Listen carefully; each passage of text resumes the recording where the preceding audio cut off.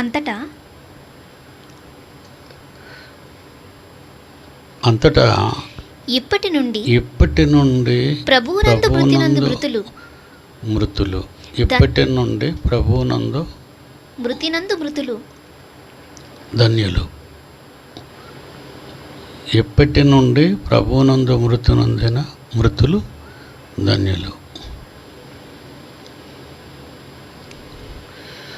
ఆ మాటలో తేడా కనిపిస్తుంది మనకు. అప్పటి నుండి మృతులైన వారా,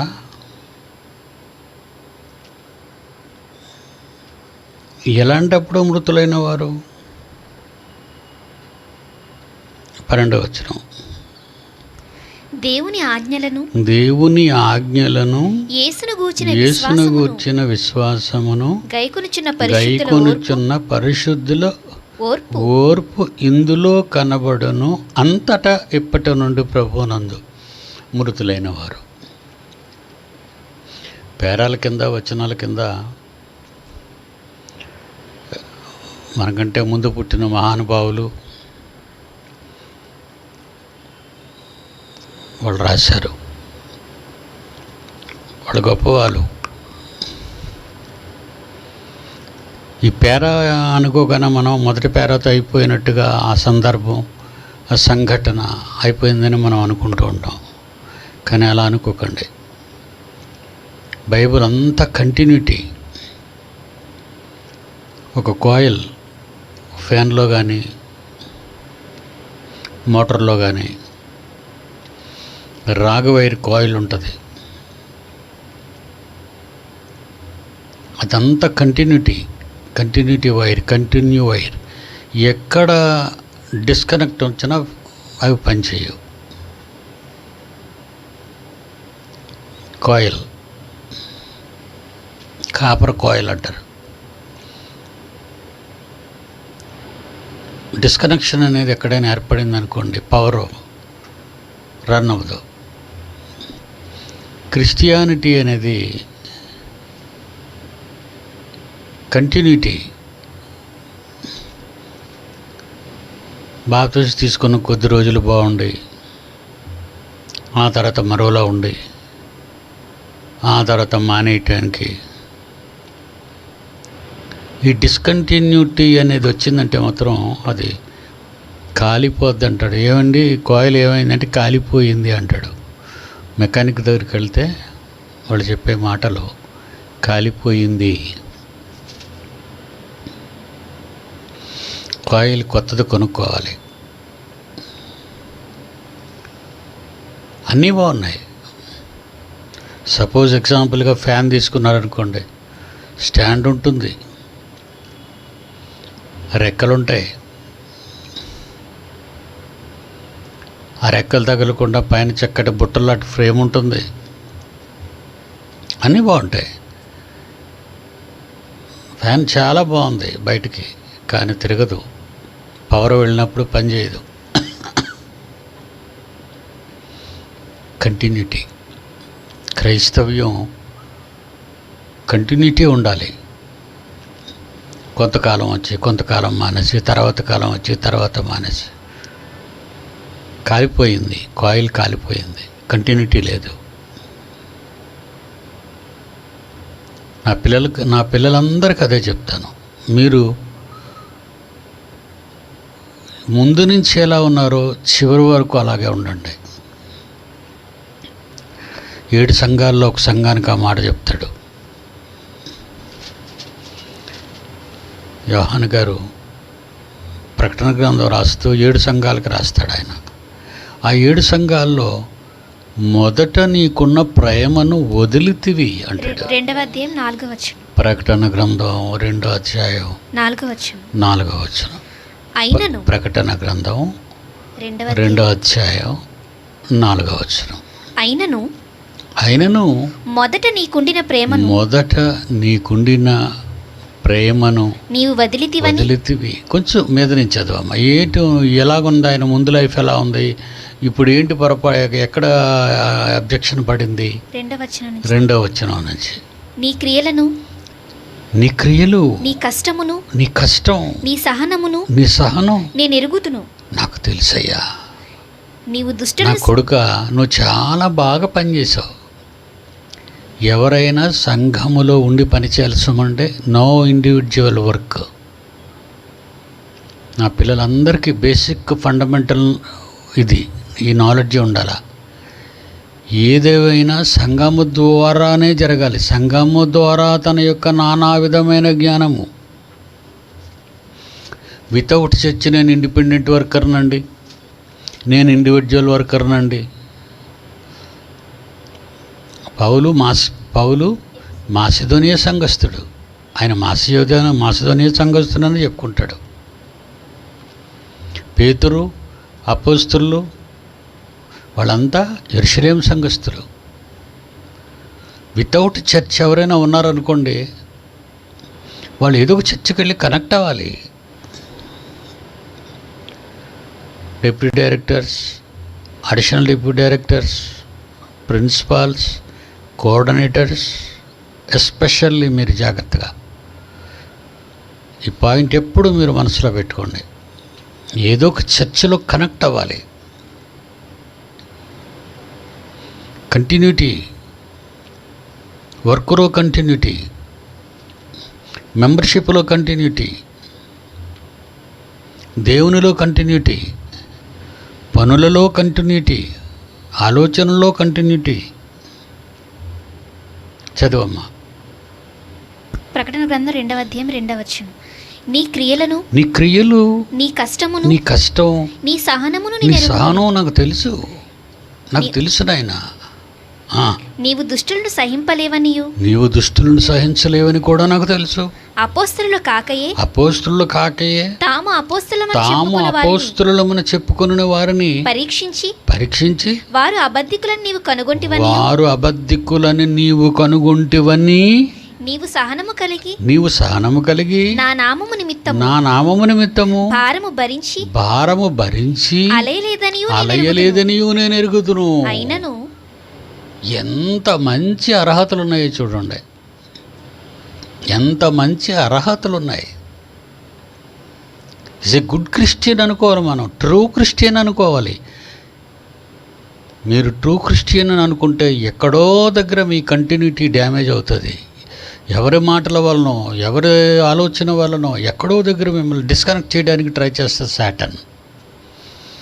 అక్కడ పెద్దలైన వాళ్ళు మీరు జాగ్రత్తగా ఉండాలి.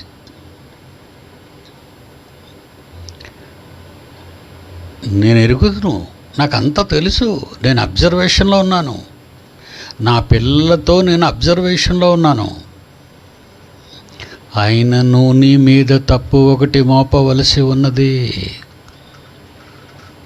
అయినను మొదట నీకున్న ప్రేమ నీవు విడిచిపెట్టేశావు. నీ మీద తప్పు ఒకటి మోపవలసి వచ్చాను. నీ మీద తప్పు ఒకటి మోపవలసి వచ్చాను.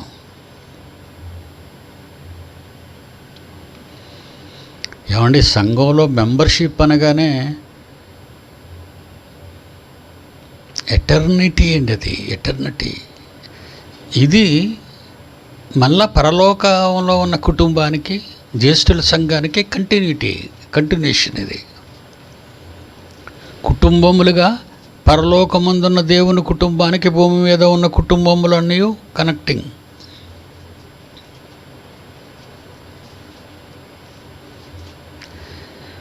చూసారా, మన ఆలోచనలు, మన కార్యక్రమాలు, చెడుని ఎలాగైతే మనం ఎదుర్కొంటున్నాం, చెడుని మేము అపోస్తులుడు అని పేరు పెట్టుకునే వాళ్ళందరినీ మనం ఎదుర్కొన్నాం. నువ్వు ఇలాగ అపోస్తులుడు అవుతాయా? క్వాలిఫికేషన్స్ ఉన్నాయి బైబిల్లో నువ్వు అపోస్తులుడు అవ్వాలంటే. నువ్వు దేవుని పనుల్లో కంటిన్యూటీ ఉందా నీకు? అందుకే నా పిల్లలు కంటిన్యూటీలో ఉండాలి. అయినను నీ మీద తప్పు ఒకటి మాపవలసి ఉన్నది. మొదట నీకుండిన ప్రేమను వదిలితివి. నీవు ఏ స్థితిలో నుండి పడితివో, నువ్వు ఏ స్థితిలో నుండి ఎక్కడ నువ్వు పడ్డావో ఏ తప్పుడు మాట వలన పడ్డావో, ఏ తప్పుడు పని వలన పడ్డావో, ఎక్కడ తప్పుడు ఆలోచన వలన పడ్డావో, ఎక్కడ నుండి పడితీవో అది జ్ఞాపకము చేసుకొని మారు మనసు పొంది నువ్వు వెంటనే మనస్సు మార్చుకో. నువ్వు సమర్థించుకోకు. నాకు ప్రెస్టేజ్ ఇష్యూ, నేను పెద్దవాడిని, ఒప్పుకోకూడదు, ఇలాంటివన్నీ నీ మనసులో ఉండకూడదు. చిన్న పిల్లవాడిగా మారిపోవాలి. నీ తప్పు నువ్వు ఒప్పుకొని మారు మనసు పొందు. ఆ మొదటి క్రియలు అప్పుడు మళ్ళీ కనెక్ట్ అయిపోతావు.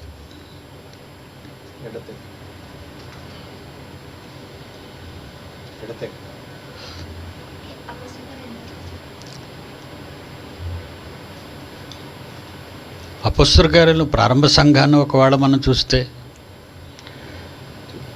2వ అధ్యాయంలో 42వ వచనం ప్రారంభ సంఘం. మనం సహజంగా మనం మాట్లాడుకునే భాషలో తల్లి సంఘం అంటాం.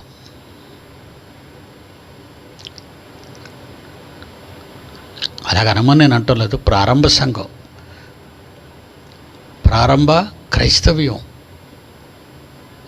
సార్వత్రిక ప్రారంభ దేవుని సంఘం అంటారు దాన్ని. అందులోనే మనం కనెక్ట్ అయిపోయాం.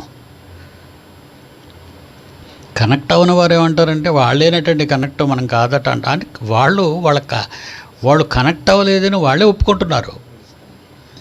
మేము డిస్కంటిన్యూ అని. ఈ ప్రారంభ క్రైస్తవ్యం 2వ అధ్యాయం 42వ వచనంలో వీరు అపోస్తలుల బోధ యందును సహవాసమందును రొట్టె విరుచుట యందును ప్రార్థన చేయుట యందును ఎడతెగక ఎక్కడ డిస్కనెక్ట్ అవ్వకూడదు.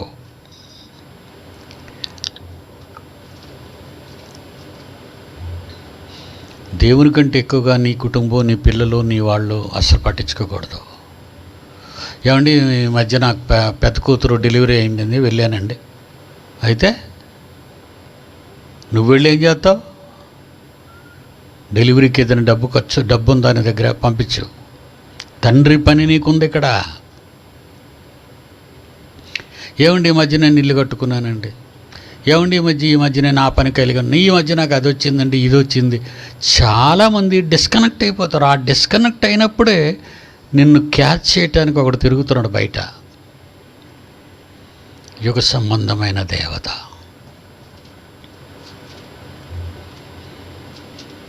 కనుక డిస్కంటిన్యూ అనేది చాలాసార్లు మీకు ఒక చక్కటి ఉదాహరణ చెప్తుంటాను. కుంపటిలో బొగ్గులన్నీ రాజుకుంటాయి, అన్నీ కుంపటిలో ఉన్న బొగ్గులన్నీ మండుతుంటాయి. ఒక బొగ్గును తీసి కుంపటి పక్కన పెట్టండి, వీటితో సంబంధం లేకుండా, అది అలాగ నివురుగా పేసి అలాగ బూడిదైపోద్ది, ఆరిపోద్ది, మండే గుణం కోల్పోద్ది. పని చేసే పనిని కోల్పోతారు. దేవుని గురించి ఆలోచించే జ్ఞానాన్ని కోల్పోతారు. మై డియర్ చిల్డ్రన్,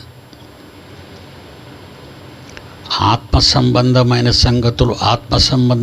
సంగతులతో సరిచూచు అంటే ఇదే.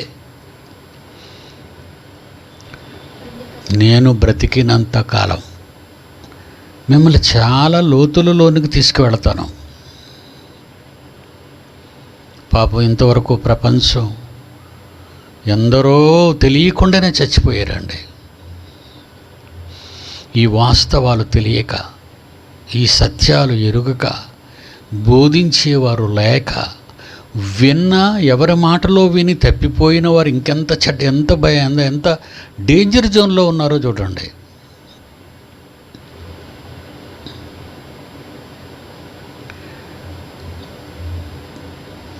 వారు అపోస్తలుల బాప్తిజం తీసుకున్న 3000 మంది ప్రారంభ సంఘం. వారు అపోస్తలుల బోధ యందును సహవాసమందును రొట్టె విరుచుట యందును ప్రార్థన చేయుట యందును ఎడతెగక ఉండిరి. ఎడతెగక డిస్కంటిన్యూ, ఎక్కడ కట్ అవ్వకూడదు. 47 వచనంకి వచ్చేసరికి కంటిన్యూగా రగులుతున్నది, కంటిన్యూగా ఉంటున్నది. ప్రపంచంలో ఎక్కడ సంఘం ఉందో దేవుడు చూస్తాడు. వాళ్ళని చూసి రక్షణ పొందుచున్న వారి 47వ వచనం వెళ్ళేసరికి రక్షణ పొందుచున్న వారిని ప్రభువు వారితో చేర్చుచుండెను. ఎవరితో? కంటిన్యూటీలో ఉన్న వారితో.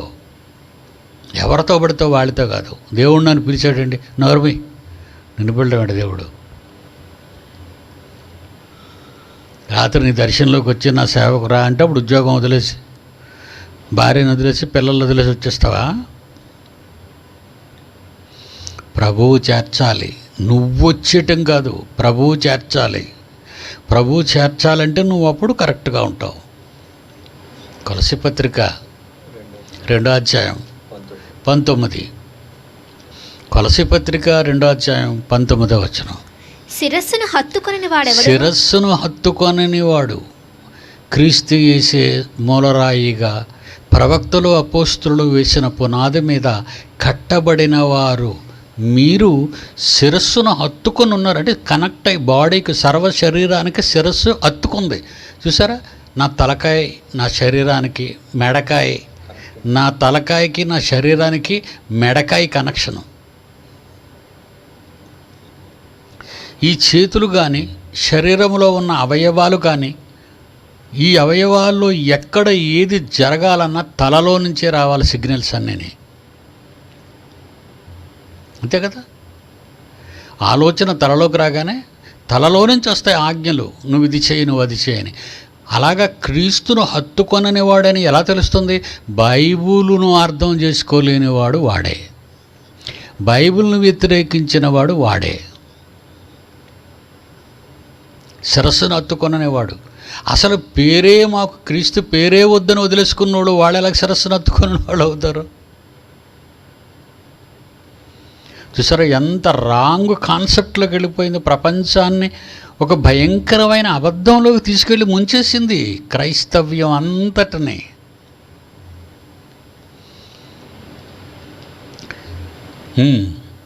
శిరస్సును హత్తుకొనని వాడెవడును మీ బహుమానమును అపహరింపనివ్వకుడి. ఆ శిరస్సు మూలముగా సర్వ శరీరము కీళ్ల చేత నరముల చేత పోషింపబడి అతుకబడినదై దేవుని వలన కలుగు వృద్ధితో సమృద్ధితో అభివృద్ధి పొందుతుంది.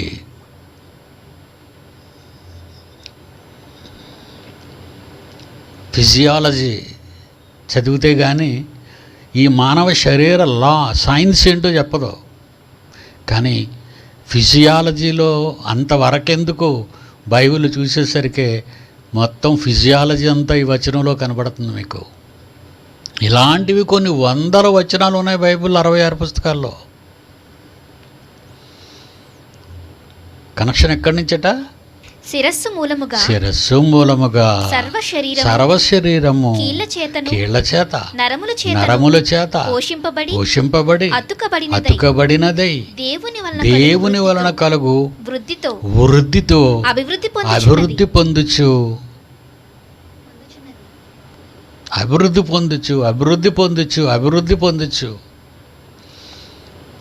క్రీస్తే నీకు శిరస్సుగా లేనప్పుడు, క్రీస్తు సంఘమే నీకు సంఘము కానప్పుడు, క్రీస్తు వాక్యమే నీకు ప్రాథమిక విద్యగా నువ్వు తీసుకోలేనప్పుడు, నీ జీవితంలో నువ్వు పాటించినప్పుడు ఆజ్ఞల్ని, దేవుని ఆజ్ఞలను, అదే 12వ వచనం కదా, ప్రకటన గ్రంథం 14వ అధ్యాయం 12వ వచనం. దేవుని ఆజ్ఞలను యేసును గూర్చిన విశ్వాసమును గైకొనుచున్న పరిశుద్ధుల ఓర్పు ఇందులో కనబడుచున్నప్పుడంతటా ఎప్పటి నుండి ప్రభువునందు మృతులైన వారు ధన్యులు. అది కంటిన్యూషను. మళ్ళా కలిపి చదువుతాను. దేవుని ఆజ్ఞలను యేసును గూర్చిన విశ్వాసమును గైకొనుచున్న పరిశుద్ధుల ఓర్పు ఇందులో కనబడినప్పుడంతటా ఎప్పటి నుండి ప్రభువునందు మృతులు ధన్యులని వ్రాయుమని పరలోకము నుండి ఒక స్వరము చెప్పుట వింటిని. అవును, నిజమే. వారు ప్రయాసములు మాని తమ ప్రయాసములు మాని విశ్రాంతి పొందుదురు. ఇక కష్టం ఉండదు వాళ్ళకి, మరణించగానే కష్టం ఉండదు వాళ్ళకి. విశ్రాంతి పొందుదురు. వారి క్రియలు వారి వెంట పోవునని ఆత్మ చెప్పుచున్నాడు. ఎంత కంటిన్యూటీ క్రిస్టియానిటీకి, క్రైస్ట్ చర్చ్కి, నా పిల్లలకు, ట్రూ క్రిస్టియన్ నా పిల్లలందరూ ఒకరికొకరు కాండముగా, కొమ్మలుగా, ఆకులుగా, చిగుళ్ళుగా. ఇదొక పెద్ద మహావృక్షం.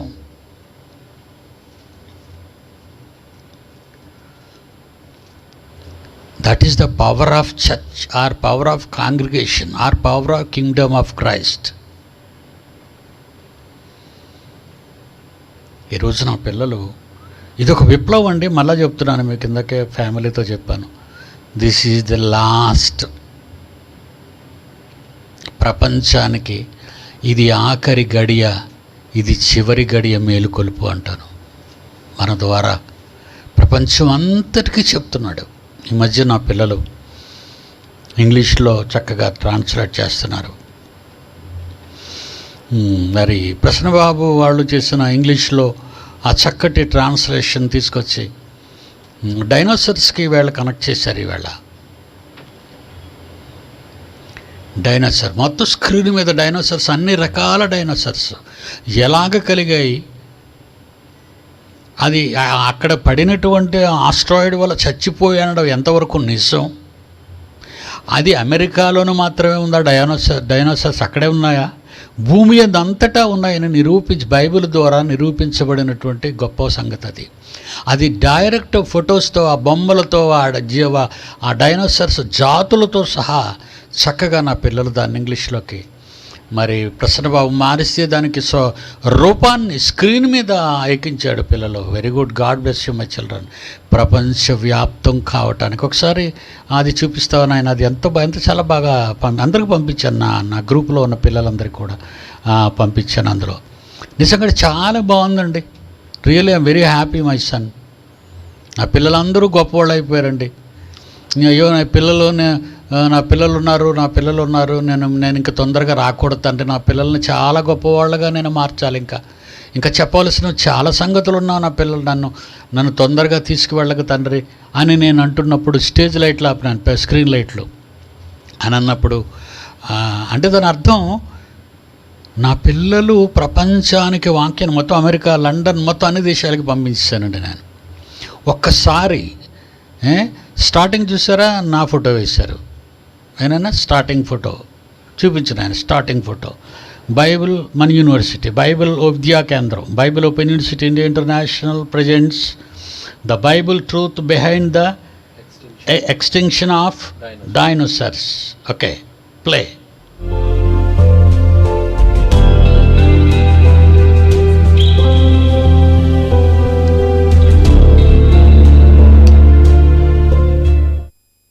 The Bible truth behind the extinction of dinosaurs. Dear brothers in Christ, today I would like to bring forth an essential topic regarding the life of dinosaurs on Earth.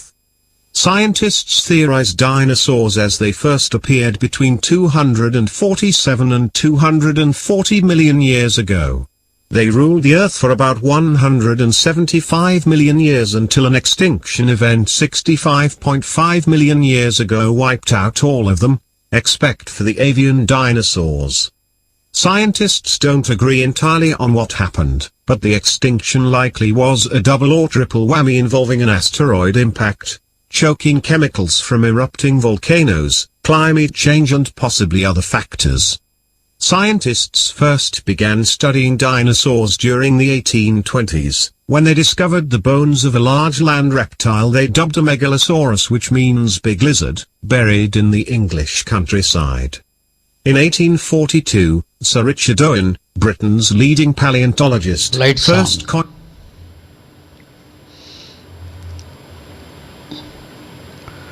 బాగుందా?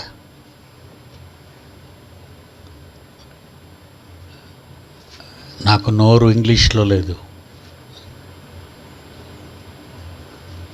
లోకం కోసం బ్రతికే వాళ్ళు ఎవరో ఆ వాయిస్ని వాడాడు ప్రసన్నబాబు. కొంతమంది పిల్లలు బొమ్మలు, పిల్లలు తీశారు. బైబిల్ని వాళ్ళు కనుగొన్న వాళ్ళకి ఆ డేట్లతోనే చెప్తున్నాను నేను. గత 20 ఏళ్ల క్రితం తవ్వకాల్లో అన్ని దేశాల్లోనూ, ఈవెన్ ఇండియాలో కూడా డైనోసార్స్ శకలాలు దొరికాయి మనకి, వాటి అస్థిపంజరాలు. అలాగే జపాన్, ప్రపంచ దేశాల్లో, అన్ని దేశాల్లో తవ్వకాల్లో ఈ డైనోసార్స్ అనేవి రకరకాలైన జాతుల డైనోసార్స్ వచ్చాయి.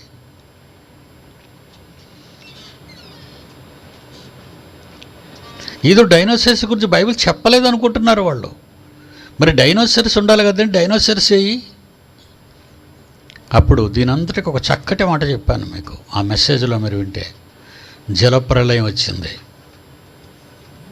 ఆ జలప్రళయంలో ప్రపంచంలో ఉన్న ఆయా దేశాల అరణ్యాలలో ఉన్నటువంటి డైనోసార్స్ అన్నీ కూడా ఊపిరాడక చచ్చిపోయి ఆ దేశాల్లోనే అలాగా మట్టిలో కలిసిపోయాయి.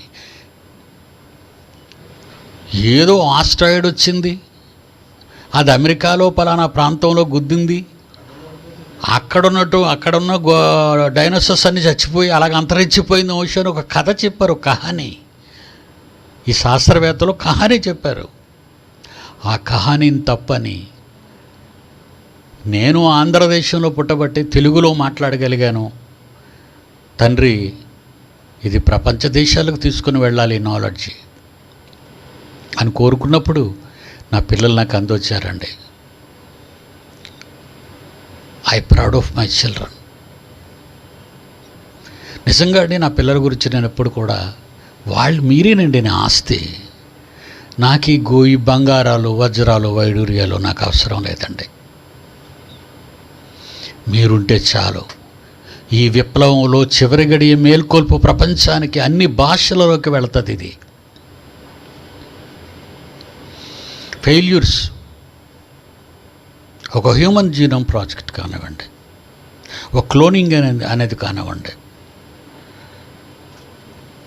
ఏమండి, ఒక గాడ్ పార్టికల్, ఏమంటారు దాన్ని, దైవ కణం మనిషి పట్టుకోవడానికి, వీళ్ళు ఎన్నో ప్రయోగాలు వీళ్ళు చేశారు. అన్నిట్లో భూమి మీద ఫెయిల్ అయిపోయారు. ఇప్పుడు అంతరిక్షం మీద కన్నేశారు. మీకు ఎలాగ కనబడదు వినబడదు కనుక, జనానికి కనబడదు వినబడదు కనుక వాళ్ళు ఏం చెప్పినా మనమే నమ్మాలి కనుక, ఈ మూక, ఈ దండుకునే మూట, ఈ దందా చేసే మూక, ఈ డబ్బులు పోగేసుకునే ఈ మూక అంతరిక్షంలోకి వెళ్తున్నారు. పిడి సుందరరావుగా చెప్తున్నాను, మీరు మనసులో పెట్టుకోండి. Don't believe those persons. వాళ్ళు నమ్మకండి. ఏదో చంద్రమండల మీద ప్లాటు, లేదంటే అంగారకుడి మీద ప్లాటు, లేదంటే కొత్త గ్రహం ఒకటి కనిపించింది మాకు ఇన్ని కాంతి సంవత్సరాల దూరంలో, దాని మీద ప్లాటు, ఇలాగ అక్కడ ప్లాట్లు అమ్మేస్తే నిన్న ప్లాట్ హ్యాండ్ ఓవర్ చేసేది ఎప్పుడు? నిన్ను తీసుకెళ్ళి చూపించేది ఎప్పుడు? అమాయకులు ఈ ప్రజలు.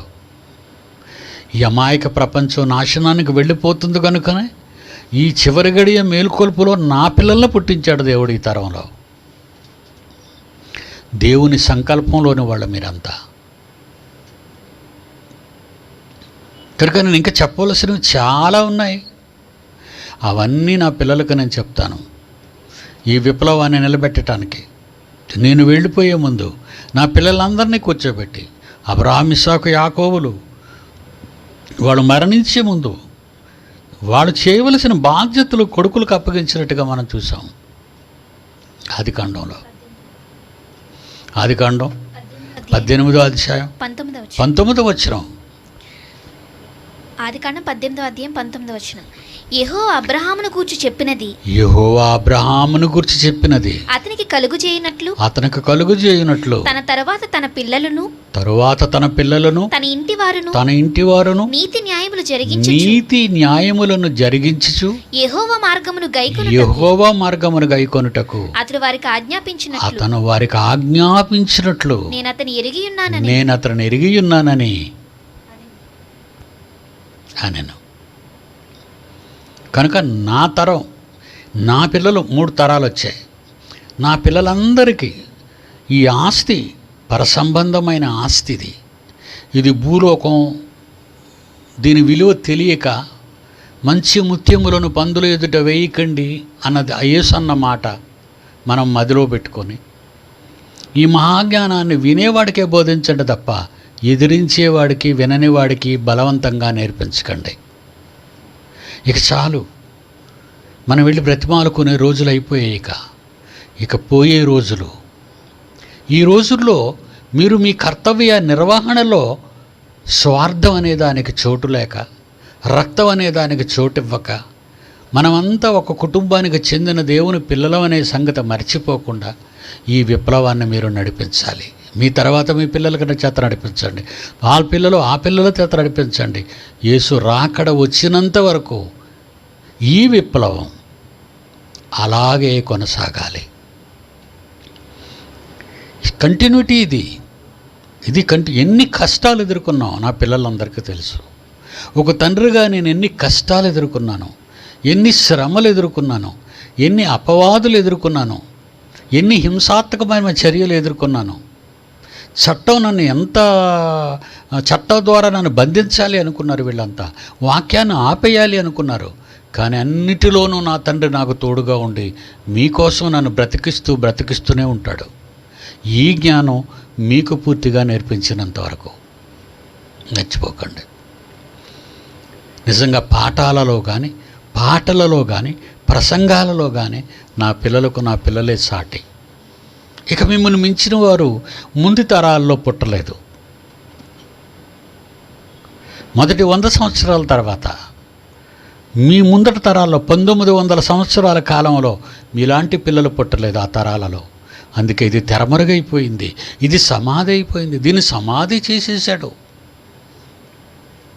మొట్టమొదట మరి మా టీవీలో మాట్లాడేటప్పుడు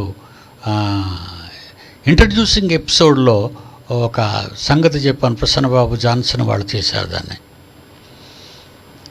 ఒక ఆయన గుర్రం మీద వస్తాడు.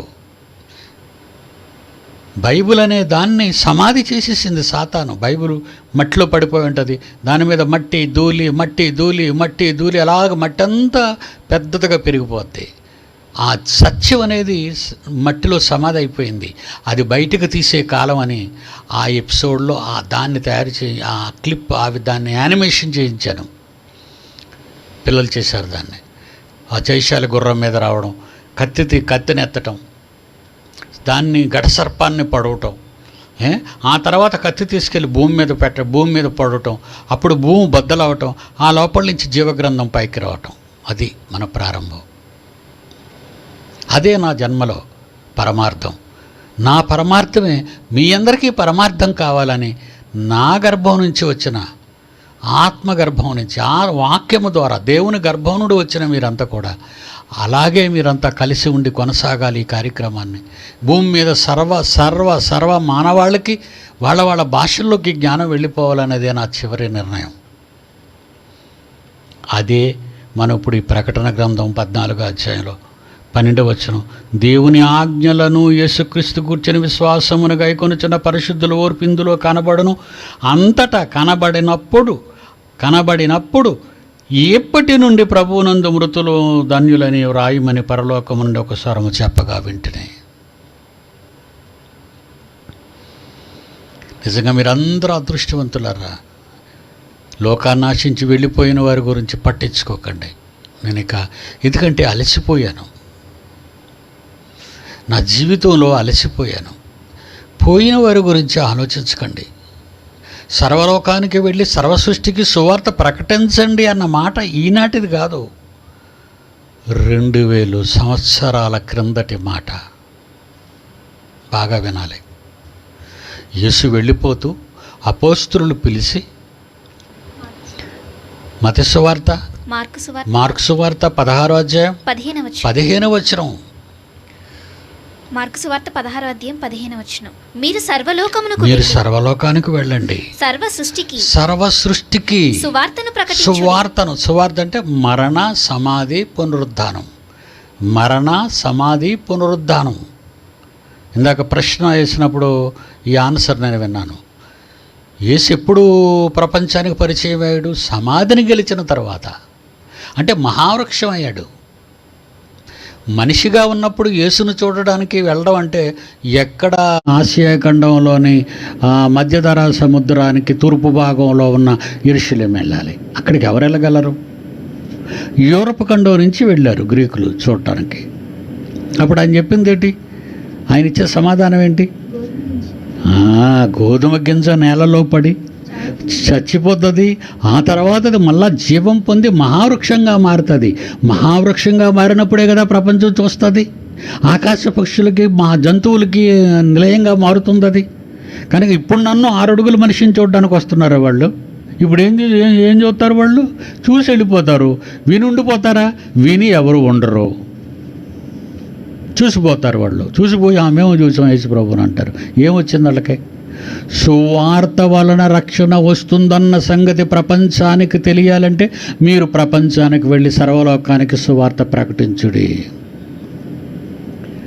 అలా మీరు వారికి బోధిస్తే, వారు మరొకరికి బోధిస్తే, వారు మరొకరు బోధిస్తే ఇలాగ ఎంతవరకు వచ్చిందంటే మొదటి శతాబ్దం తర్వాత సువార్త ఆగిపోయింది.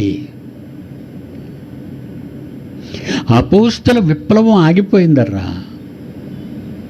మహానాయకుడైన అపోస్తలుని పౌలు నాయకత్వం, ప్రారంభ సంఘ ప్రారంభకులైనటువంటి అపోస్తలుల నాయకత్వం మొత్తం అంతా డ్యామేజ్ అయింది. 2nd సెంచరీ వచ్చేసరికి రోమన్స్, క్యాథలిక్స్ వచ్చేసారు. అదే first denomination in the world. ఎందుకంటే ఆ రోజు రోమీలు పరిపాలిస్తున్నారు కనుక ప్రపంచాన్ని. వాళ్ళకు అనుగుణంగా అందులో నుండి క్రైస్తవులైన వాళ్ళు, రోమిలకు రాసిన పత్రికలో అందులో నుండి క్రైస్తవులైన వారు రోమా సిద్ధాంతాలను కూడా ఇందులో ప్రవేశపెట్టేశారు. ఆ విగ్రహాలు, ఆ కురువొత్తులు, ఆ జపాలు, ఆ తపాలు అని. అలా దాన్ని ప్రొటెస్ట్ చేసి లాభం లేదు. మీరు బైబిల్ను తప్పు చేసేసారు, తప్పుగా మార్చేశారని. అప్పుడు ఒక విప్లవ నాయకుడు పుట్టాడు. Is mister Martin Luther. ఆయన కూడా సేమ్ అందులో నుంచి మళ్ళీ కంపుని తీసుకొచ్చాడు. మళ్ళా పెద్ద పెద్ద దేవదూతల బొమ్మలు, యేసు ప్రభు బొమ్మ, మరి అమ్మ బొమ్మలు, వేదిక మీద కొవ్వొత్తులు, అక్కడ బందులో బైబిల్, వీళ్ళ చేతిలో మాత్రం బైబిల్ ఉండదు. ఇలాగ అక్కడి నుంచి, అందులో నుంచి, ఆ భయంకరమైన వటవృక్షంలో నుంచి వేలుకు వేలు శాఖలు అయిపోయింది. మహాశాఖలు వృక్షంగా మారిపోయింది. ఎన్ని శాఖలు, శాఖోపశాఖలు అయిపోయింది. ఒక అబద్ధం శాఖోపశాఖలు అయిపోయింది. ఒక అన్యాయం శాఖోపశాఖలు అయిపోయింది.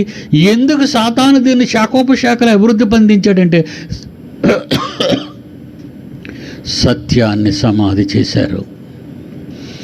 ఆ రోజు సమాధి చేయబడిన సత్యము మట్టిలో పూడ్చుకుపోతే అప్పుడు ఆయన గుర్రం మీద రావటం, కత్తితో దాన్ని డ్రాగన్ని చంపటం, సాతాన్ని చంపటం, ఘటసర్పాన్ని, అప్పుడు భూమిలో కత్తి దించటం, అప్పుడు భూమి పగిలిపోవడం, లోపల నుంచి బైబిల్ రావటం. చూపించడానికి ఒకసారి ఉంటే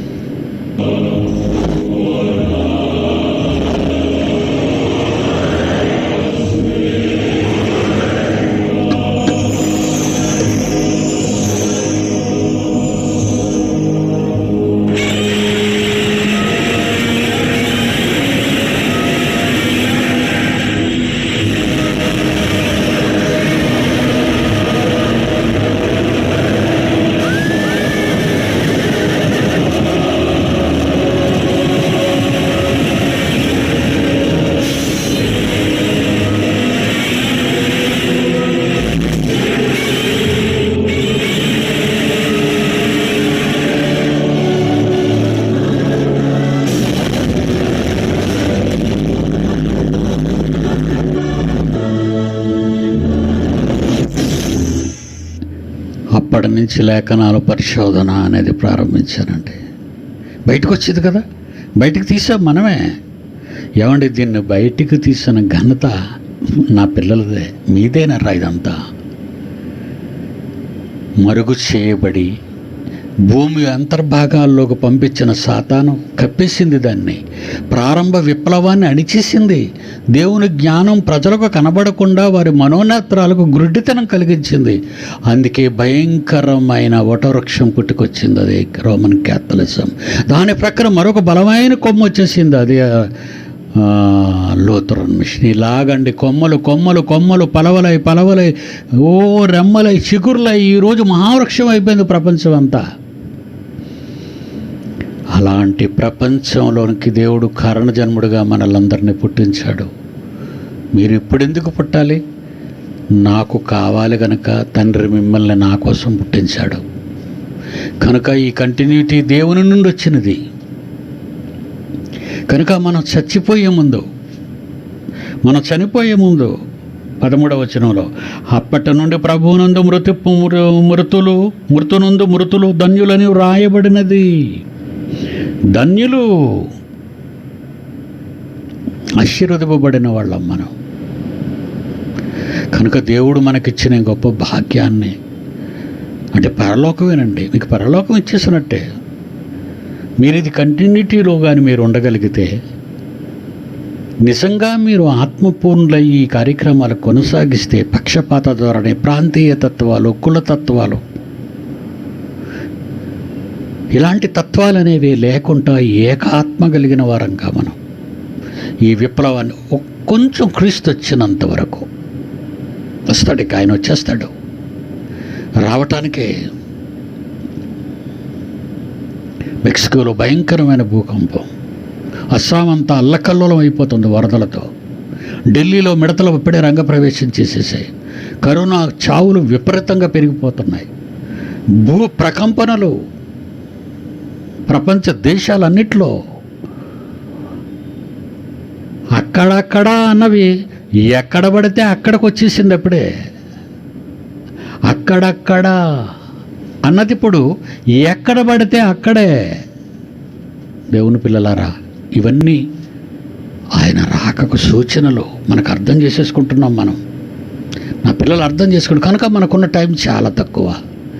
కనుక మనం వాదనలోనూ ప్రతివాదనలలోనూ ఎదుటి వారిని విమర్శించటంలోనూ మనం ఉండకుండా సరిదిద్దండి. విమర్శించటం వేరు, సరిదిద్దటం వేరు. సరిదిద్దితే విమర్శ అంటారు వాళ్ళు. వాళ్ళకి అర్థం కాదు. భాషా జ్ఞానం కూడా లేని వాళ్ళు భాషా జ్ఞానం లేని వాళ్ళు. కనుక మనం చాలా జాగ్రత్తగా సాతానును బయట బాహ్య ప్రపంచానికి పట్టి మీకు అప్పగించాను, వీడే సాతాను గమనించండి అని. నా పిల్లలు, నేను బయటకు తీసేవాడిని మీ కాళ్ళ దగ్గర పడేశాను. ఇది వీడి ఉనికి, వీడిని మీరు గమనించండి జాగ్రత్తగా. వీడి వ్యక్తులను, సంఘాలను మూలాల నుంచి లాగేస్తాడు బయటికి. కొరింథీయులకు రాసిన మొదటి పత్రిక 15వ అధ్యాయం 58. కొరింథీయులకు రాసిన మొదటి పత్రిక 15వ అధ్యాయం 58వ వచనం. నా ప్రియ సహోదరులారా, మీ ప్రయాసం ప్రభువునందు వ్యర్థము కాదు మీరు చేసేవి. ఈరోజు దైవ సేవకులు పెంచుతున్నారు, సంఘంలో ఉన్న పేదలను జ్ఞాపకం చేసుకున్నారు. ఓ నా పిల్లలు ప్రవాహాలుగా పనిచేస్తున్నారండి, ప్రవాహాలుగా పనిచేస్తున్నాను. నేనేదో మిమ్మల్ని పొగుడుతున్నాను అనుకోకండి. నా పిల్లలు చేశారంటే ఒక తండ్రి తను గర్వపడతాడు. కొడుకును కనేటప్పుడు ఆనందం కాదు. చాలామంది పిల్లలు కన్నాను కదండి ఆత్మలో, వాళ్ళందరూ పోయారు కదండి, ఇంకా వాళ్ళ గురించి నాకు వద్దండి. కానీ నా పిల్లలు నా దగ్గర ఉన్నప్పుడు, నా పిల్లలు గొప్ప గొప్ప కార్యాలు చేస్తున్నప్పుడు తండ్రి మాటలు విని ఆ ఘనత, ప్రజలు పొగిడే ఆ ఘనత నేను విన్నప్పుడు, నేను వింటున్నాను. ఈరోజు నా పిల్లలు చేస్తున్న ఎన్నో త్యాగాలు వింటున్నాను, సంబరపడిపోతుంటాను. Well done my son, very good my son. కనుక దేవుని పిల్లలారా, కుమారుని కన్నప్పుడు కన్నా ఉన్న ఆనందం కంటే ఆ కుమారును ఇతరులు పొగుడుతుంటే, సమాజానికి దేవుడు పొగుడుతుంటే, నా తండ్రి పొగుడుతున్నాడు వాళ్ళని. ఎంత పొగుడుతున్నాడు అంటే, యేసును గూర్చిన దేవుని ఆజ్ఞలను యేసును గూర్చిన విశ్వాసమును గైకొనుచున్న పరిశుద్ధుల ఓర్పు ఇందులో కనబడినప్పుడు అప్పటి నుండి ప్రభువునందు మృతులు ధన్యులను వ్రాయమని పరలోకము నుండి ఒక స్వరము చెప్పగా వింటిని. నిజమే, వారు ప్రయాసములు మాని విశ్రాంతికి వెళ్ళిపోవాలి. విశ్రాంతి పొందుదురు. వారి క్రియలు వారి వెంట పోవునని ఆత్మ చెప్పుచున్నాడు. వాళ్ళు ఎంత ఘనకార్యాలు భూమి మీద చేశారో అవన్నీ వాళ్ళు వెంట వెళ్ళిపోతాయంటున్నాడు, వచ్చేస్తున్నాయి అంటున్నాడు. అన్నీ మన వెనకే వస్తాయట. మంచి పనులన్నీ మన వెనక వస్తాయి తండ్రి దగ్గరికి వెళ్ళేటప్పుడు. మనకి సాక్ష్యాలతో పని లేదు. మీరు చేసినది ప్రకృతి ఐడెంటిఫై చేస్తుంది. దేవుని కుమారుల ప్రత్యక్షత కొరకు ప్రకృతి, ఈ 5 అనకూడదు కానీ పంచభూతాలు మిమ్మల్నేనర్రా చూస్తున్నాయి. మిమ్మల్నే. ఈ ఆకాశం, భూమి, ఈ అగ్ని, ఈ నీరు, ఇదంతా కూడా వాయువు మిమ్మల్నే చూస్తున్నాయి. ఈ లోకం అంతటా 760 కోట్ల మందిని చూడటం లేదు, అవి మిమ్మల్నే చూస్తున్నాయి. అయ్యే సాక్ష్యం. మండించేవాడిని మండించేస్తున్నాయి, చంపేవాడిని చంపేస్తున్నాయి, పగిలిపోయిన దగ్గర పగిలిపోతున్నాయి, అగ్నిపర్వతాలు బద్దలవుతున్నాయి. అవి వాళ్ళ కోసం, మీకోసం కాదు. కరోనా వచ్చింది, కరోనా చెలరేగిపోతుంది, అది వాళ్ళ కోసం, మీకోసం కాదు. మీరు జాగ్రత్తగా ఉండండి. అలర్ట్. శత్రు సమూహాలు సైన్యాలుగా మోహరించే మన మీద వాయుమండల సంబంధ అధిపతి నీ మనసులోనో, నీ నడతలోనో, నీ మాటలోనో ఎక్కడో ఒక దగ్గర నిన్ను ట్రాప్ చేస్తాడు వాడు. ఆ ట్రాప్లో నువ్వు పడకూడదు. ఎందుకంటే బైబుల్ తెలుసుకోవాలి. ఎందుకంటే this is the biggest computer, God's computer. ఇది ఎక్కడ మిస్టేక్ అన్నా మీకు రిజెక్ట్ అయిపోతుంటుంది. బైబిల్ చూడగానే మీకు అర్థమైపోతుంటుంది. ప్రశ్నలు వేసినప్పుడు మరి జవాబులు చెప్తుంటే పిల్లలు ఎలా ఫీల్ అవుతున్నారు? నేనే హ్యాపీ అవుతున్నాను. Really I'm very happy. దీన్ని ప్రారంభించింది నేనే కదా ప్రారంభించాను. నా పిల్లలందరికీ నేర్పించాను. మీలో ఉన్న నిరీక్షణ గురించి హేతువుడుకు ప్రతివానికి సాత్వికముతో సమాధానం చెప్పుటకు మీరు ఎల్లప్పుడూ సిద్ధముగా ఉండండి అని చెప్పాడు. అందుకే పిల్లలు ఎంత ఓపికతో, ఆనందంతో ప్రతి ప్రశ్నకు తెలీదు అనే పదం లేకుండా మీకు చెప్తున్నారు సమాధానాలు నా పిల్లలందరూ. కానీ మీరు ఒకటి చేయాలి. గతంలో ఎన్ని ప్రశ్నలు అయితే ఎపిసోడ్స్ ఉన్నాయో అవన్నీ కూడా మన వెబ్ ఛానల్లో పెట్టాలి. దాన్ని వాళ్ళు చూసుకుంటే సరిపోద్ది. ఎందుకంటే ఒక ప్రశ్నకు ప్రతి వారం సమాధానం చెప్పలేము. ఆ ప్రశ్న అయిపోయిందంటే వాళ్ళు వెబ్ ఛానల్లోకి వెళ్ళిపోవటమే. దేవుని పిల్లలారా, మీరు పడిన కష్టం వ్యర్థం కాదు. దేవునికి మీరు చాలా ప్రియులు, ఇష్టలు. ఇదొక మహా విప్లవం, ప్రపంచానికి చివరి విప్లవం. మొదటి ఆదాము వచ్చాడు, మరణాన్ని తెచ్చాడు. రెండవ ఆదాము వచ్చాడు, క్రీస్తు జీవాన్ని తెచ్చాడు. మూడో ఆదాముగా ఈ విప్లవం ఉంది. మూడవ ఆదాముగా ఈ విప్లవం ఉంది. దేవుని పిల్లలందరినీ దేవుని సన్నిధికి, పరలోకానికి తీసుకువెళ్ళటానికి, యేసుకు అప్పగించటానికి. మొదటి ఆదాము ప్రాణాన్ని తీయడానికి వచ్చాడు. రెండో ఆదాము జీవం పోయడానికి వచ్చాడు, క్రీస్తు యేసు. మూడో ఆదామైన విప్లవం ఈ సర్వాత్రిక దేవుని సంఘం ఇన్ ఇండియా, ఆంధ్రప్రదేశ్. దేవుని పిల్లలను క్రీస్తుకు అప్పగించి వాళ్ళతో పాటు తండ్రి దగ్గరికి, జ్యేష్ఠుల సంఘంలోకి వెళ్ళిపోవటానికి. ఈ విప్లవాన్ని మర్చిపోకండి. ఈ విప్లవం మీ భుజస్కంధాల మీద ఉంది. ఇది నాది కాదు, నీది కాదు, నాది అనకుండా, పెద్ద చిన్న, ఆడ మగ, ముసలి, వయసు అని తేడా లేకుండా ఈరోజు నా పిల్లల్లో చిన్నవాళ్ళు వాళ్ళ నోరు విప్పిన అదే మాటలు, ఒక పెద్ద ఆయన నోరు విప్పిన అదే మాటలు, ఒక యవనస్తుడు నోరు విప్పిన అదే మాటలు. ఇప్పుడు సాతానుకు పెను దెబ్బ. ఎందుకంటే దాని అంతం మన వల్లనే జరుగుతుంది. ఇప్పుడో చెప్పని పాఠం. సాతాను నిత్యాగ్ని దండనికి తిరిగి వెళ్ళటానికి కారణం ఈ విప్లవమే సాధనం. ఈ విప్లవమే దాన్ని చంపే ఆయుధం. God bless you. రేపు మాట్లాడుకుందాం. సెలవు.